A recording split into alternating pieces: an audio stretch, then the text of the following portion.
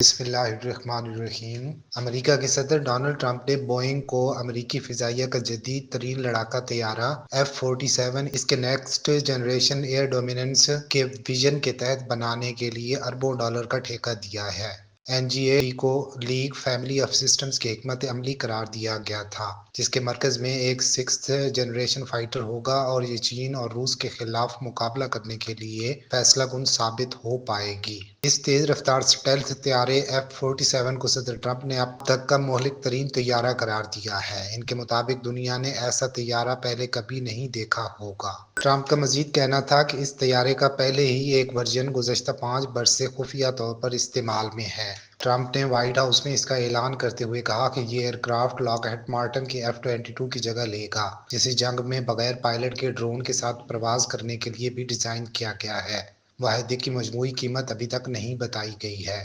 Trump نے اس دوران یہ بھی کہا کہ ہمارے اتحادی بار بار کالز کر رہے ہیں کہ وہ بھی اسے خریدنا چاہتے ہیں، تاہم یہ ضرور بتایا گیا ہے کہ یہ طیارہ ریڈار پر نظر نہیں آئے گا، مصنوعی ذہانت سے لیس ہوگا اور ڈرونز کو بھی کنٹرول کرنے کی صلاحیت کا حامل ہوگا۔ یوں یہ فضائی سفر میں تحفظ کے مسائل کا سامنا کرنے والے بوئنگ کی مصنوعات کی فروخت میں اضافے کا سبب بن سکتا ہے۔ سکسth جنریشن کے ہوائی جہاز کا ڈیزائن تاحال ایک راز بنا ہوا ہے، تاہم اطلاعات کے مطابق اس میں اسٹیلتھ جیسی صلاحیتوں کے علاوہ اس طیارے میں اعلیٰ درجے کے سینسرز اور انجن بھی نصب ہیں۔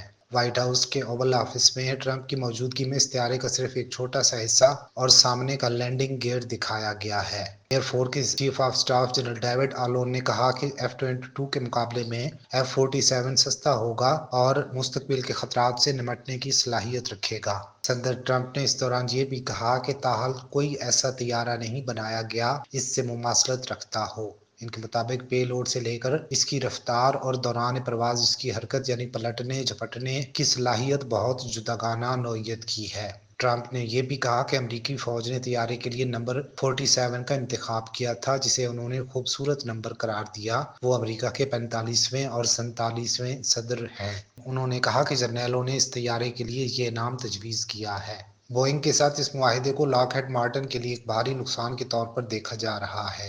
جب سے اسے نیوی کے لیے جدید بحری بیڑے پر رہنے والے اسٹیلتھ فائٹرز بنانے کے مقابلے سے نکال دیا گیا تھا، اور پینٹاگون میں کمپنی کے حوالے سے خدشات میں اس لیے بھی اضافہ ہو رہا ہے کیونکہ اس کی جانب سے F-35 فائٹر جیٹ کو اپ گریڈ کرنے میں تاخیری حربے اپنائے گئے تھے۔ کمپنی کے 5th generation F-35 joint strike fighter کی فروخت بیرون ملک امریکہ اور اس کے اتحادیوں کے درمیان بڑھتے ہوئے تجارتی تناؤ کی وجہ سے بھی خطرے میں پڑ سکتی ہے۔ اطلاعات کے مطابق اب تک کئی ممالک یورپی مینوفیکچررز جیسے ڈسالٹ اور ساب سے طیارے خریدنے پر غور کر رہے ہیں، چاہے ان طیاروں میں F-35 کی اسٹیلتھ صلاحیتوں کی کمی ہو۔